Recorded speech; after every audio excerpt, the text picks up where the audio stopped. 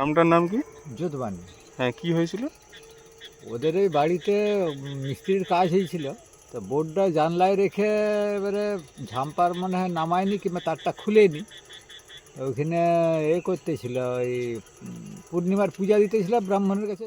নমস্কার, আপনারা দেখছেন স্থানীয় সংবাদ, আর আমি সৌমেন এই মুহূর্তে রয়েছি আপনাদের সাথে সরাসরি। দাসপুর থানা যোধবাণী গ্রাম, এক মর্মান্তিক ঘটনা ঘটে গেল আজ। যোধবাণী গ্রামের সাঁতরা পরিবার, স্বপন সাঁতরার পরিবারে হচ্ছিল পুজো, আর সেই পুজোই নবনির্মিত বাড়ির গ্রিলে হেলান দিয়ে দেখছিলেন বাড়ির গৃহবধূ অর্থাৎ স্বপন সাঁতরার স্ত্রী অর্চনা দেবী। আর সেই অবস্থাতেই তিনি রয়ে গেলেন। বাড়ির অন্যরা বুঝতে যখন পেরেছেন যে গৃহবধূ মর্মান্তিকভাবে বিদ্যুৎ স্পৃষ্ট হয়েছেন, ততক্ষণে বলা চলে সব শেষ।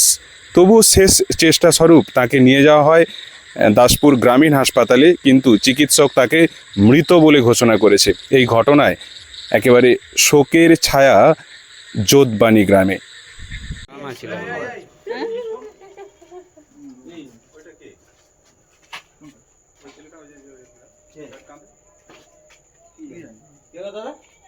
আমি স্থানীয় সংবাদ সৌমেন। গ্রামটার নাম কি? যোধবাণী। হ্যাঁ, কি হয়েছিল? ওদের এই বাড়িতে মিস্ত্রির কাজ হয়েছিল, তো বোর্ডটা জানলায় রেখে এবারে ঝাম্পার মনে হয় নামায়নি কিংবা তারটা খুলেনি।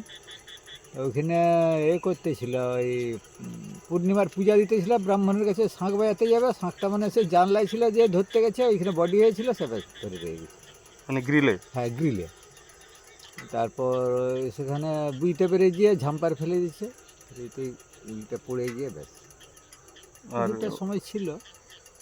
কখন হয়েছে ঘটনাটা মোটামুটি? এটা প্রায় 3:30 হবে, এরকম সময় 3:30। আর উনি মারা গেছেন? এখন সঠিক রিপোর্ট আসেনি, তবে রিপোর্টটা পাইনি, তবে এখানেই ডাক্তার বলে দিয়েছে যে এখানে হবে না, ঘাটাল নিয়ে যাও। মনে হচ্ছে মারাই গেছে। আর ওনার নাম কি ছিল? ওর নামটা না, স্বপন সাঁতরা। ওর স্ত্রীর নামটা, স্বপনের স্ত্রী মারা গেছে।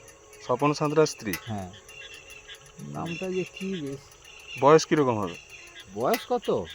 40 প্রায়। মেয়েটার বয়স 40। স্বপনবাবু ছেলে মেয়ে আছে তো নাকি? হ্যাঁ, ছেলে একটা, মেয়ে একটা। আচ্ছা। মেয়ের বিয়ে হয়ে গেছে, ছেলের বিয়ে হয়নি, সে বাইরে আছে।